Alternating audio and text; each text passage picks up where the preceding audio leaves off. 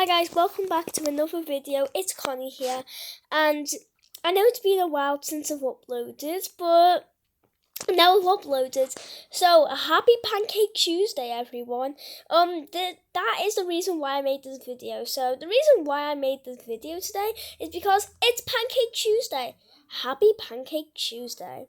Now I am having a pancake, which is gonna be so exciting. Now, how y'all been? Just want to ask how y'all have been.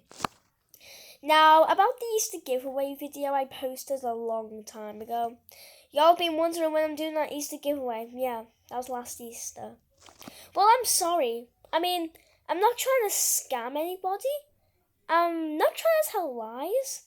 And I'm not trying to be evil, but I can't do a giveaway. Because I can't just go and buy Easter products like chocolate and stuff, because I am 8 years old and I do have a family, so pretty much yeah. And also I don't have any thingy that you can follow me on, like Instagram, that I used to have that, but then I kind of lost my account on that, so yeah, pretty much. So I'm sorry, so there's not going to be a few giveaways for a while, since I've never did a giveaway before, but I will promise you something. So yeah, I don't know when I'm going to promise you that, and I don't know never, but yeah. Shh. So yeah.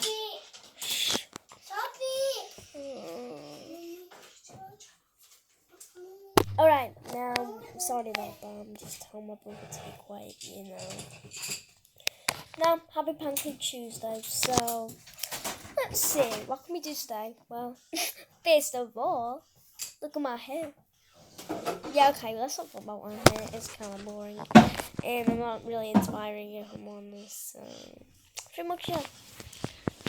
I have to say, no one really wants to be me, because I'm not really inspiring. I did anything to inspire anyone. So yeah. Well, I have got a Harry Potter book here. If I can just place this down. Honestly, what book now? Now guys, I have never ever told you in my life that I'm a big Potterhead. I'm a really big fan of Harry Potter. Now, I've always wanted to do a reading channel, so we're doing a reading channel today. So we are going to read the first chapter of Harry Potter and the Chamber of Secrets by J.K. Rowling. So let's get reading.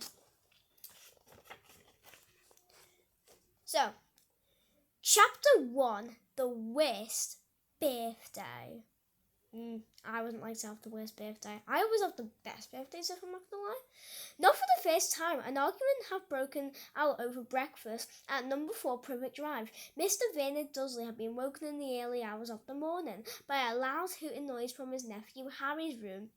"Third time this week," he roared across the table. "If you can't control that owl, it'll have to go." Harry tried yet again to explain. "She's bored," he said. "She's used to flying around outside. If I could just let her out at night." "Do I look stupid?" snarled Uncle Vernon, a bit of fried egg dangling from his bushy moustache. "I know what'll happen if that owl lets out." He exchanged looks with his wife Petunia. Harry tried to argue back, but his words were drowned by a loud blanch from the Dursley son. "Dudley, I want more bacon." "There's more in the frying pan, sweetums," said Aunt Petunia, turning misty eyes on her massive son. "We must feed you up while we've got the chance. I don't like the sound of that school food." "Nonsense, Petunia. I never went hungry when I was at Smeltings," said Uncle Vernon hardly. "Dudley gets enough, don't you, son?" Dudley, who was so large his bottom drooped over either side of the kitchen chair, grinned and turned to Harry. "Pass the frying pan." "You've forgotten the magic word," said Harry intently. The effect of a simple sentence on the rest of the family was incredible. Dudley gasped and fell off his chair with a crash that shook the whole kitchen. Mrs. Dursley gave a small scream and clapped her hands to her mouth. Mr. Dursley jumped to his feet. Vernon flopped into his temples. "I meant please," said Harry quickly. "I didn't mean—" "What have I told you?" futtered his uncle, spraying spit for the table about saying the N-words in our house. But how dare you threaten Dudley, roared Uncle Vernon, pounding the table with his fist. I warned you, I will not tolerate mention of your ability under this roof. Harry stared from his purple-faced uncle to his pale aunt, who was trying to heave Dudley to his feet. All right, said Harry, all right. Uncle Vernon sat back down, breathing like a wind's raccoonus, and watching Harry closely out of the corners of his small, sharp eyes. Ever since Harry had come home from the summer holidays, Uncle Vernon had been treating him like a bomb that might go off at any moment, because Harry wasn't a normal boy. As a matter of fact, he was not as normal as it was possible to be. Harry Potter was a wizard fresh from his first year at Hogwarts School of Witchcraft and Wizardry, and if the Dursleys were unhappy to have him back for the holidays, it was nothing to how Harry felt.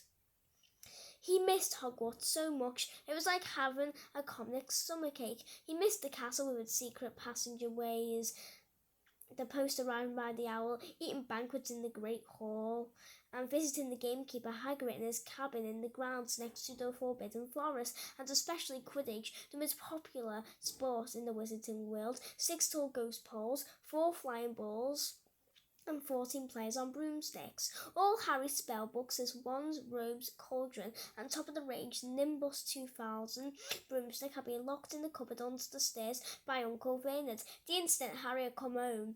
What did the Dursleys care if Harry lost his place in the house Quidditch team because he hadn't practiced all summer? What was it to the Dursleys if Harry went back to school without any of his homework done? The Dursleys were what wizards call muggles, not a drop of magical blood in their veins, and as far as they were concerned, have no wizard in the family. Was there a matter-of-fact deeper shame? Uncle Vernon had even padlocked Harry's owl Hedwig inside her cage to stop her carrying messages to anyone in the wizarding world. Harry looked not unlike the rest of the family. Uncle Vernon was large and necklaced, with an enormous black moustache. Aunt Petunia was horse-faced and bony. Dudley was blonde, pink and porky. Harry, on the other hand, was small and skinny, with brilliant green eyes and jet black hair that was always untidy. He wore round glasses, and on his forehead was a thin lightning-shaped scar. It was the scar that made Harry so particularly unusual, even for a wizard. This scar was the only hint of Harry's very mysterious past, of the reason he had been left on the Dursleys' doorstep 11 years before. At the age of 1, Harry had somehow survived the curse from the greatest Darkstalker of all time, Lord Voldemort, whose name most witches and wizards still feared to speak. Harry's parents had died in Voldemort's attack, but Harry had escaped with his lightning scar, and somehow nobody understood why Voldemort's powers had been destroyed the instant he had failed to kill Harry. So Harry had been brought up by his dead mother's sister and her husband. He had spent 10 years with the Dursleys, nearly understanding why he kept making odd things happen, without meaning to believing the Dursley story that he had got his scar in the car crash which had killed his parents. And then exactly a year ago, Hogwarts had written to Harry, and the whole story had come out. Harry had taken up his place at Wizard School. There he and his scar were famous, but now the school year was over, and he was back with the Dursleys for the summer, back to being treated like a dog that had rolled in something smelly. The Dursleys hadn't even remembered that today happened to be Harry's 12th birthday. Of course, his hopes hadn't been high. They'd never given him a proper present, let alone the cake, but to ignore it completely.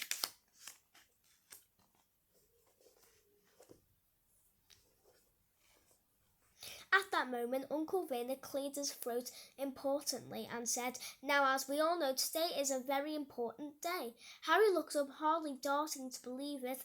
"This could well be the day I make the biggest deal of my career," said Uncle Vernon.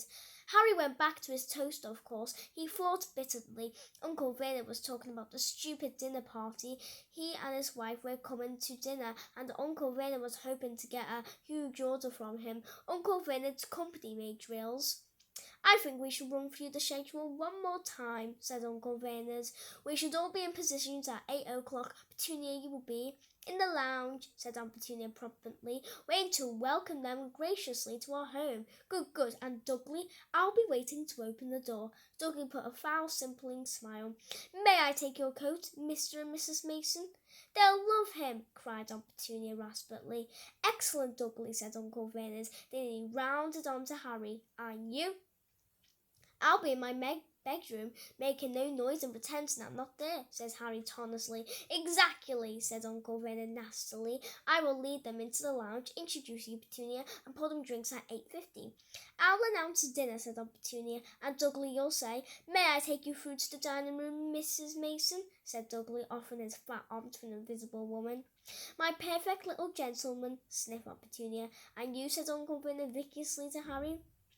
I'll be in my room making no noise and pretending I'm not there, says Harry dully. Precisely. Now we should aim to get in a few compliments at dinner. Petunia, any ideas? Vernon tells me you're a wonderful golfer, Mr. Mason. Do tell me where you bought your dress, Mrs. Mason.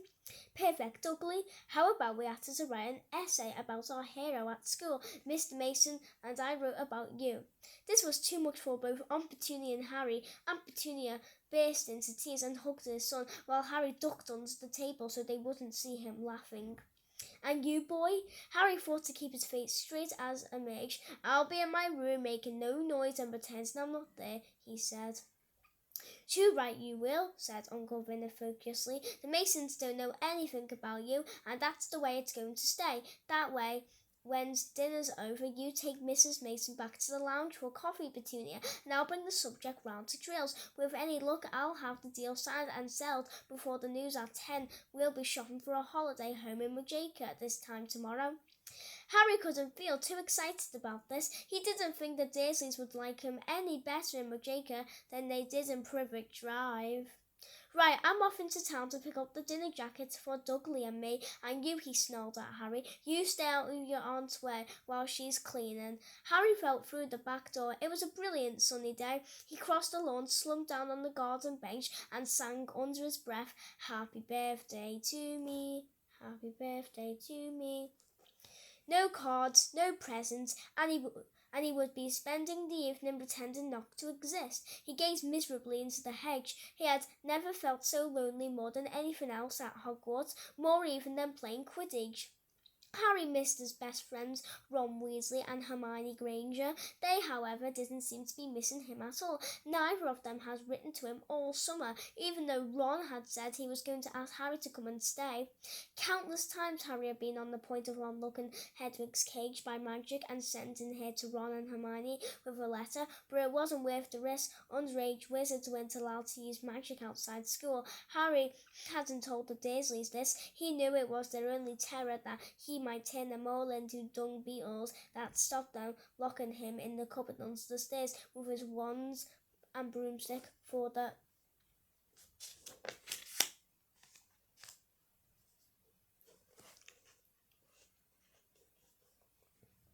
first couple of weeks back. Harry had enjoyed muttering nonsense words under his breath and watching Dudley tearing out of the room as fast as his fat legs would carry him, but the long silence from Ron and Hermione had made Harry feel so cut off from the magical world. Guys, I've read this book before, and I'm reading it to you. So, we're going to stop it there. And then we're going to read the rest. So, guys, I really hope that you enjoyed the video. I know it was a short video and I'm very, very sorry. But that's how life works. But I'm sorry about it. So, yeah. But I would like to do something before we end the video off. Alright, first Harry Potter.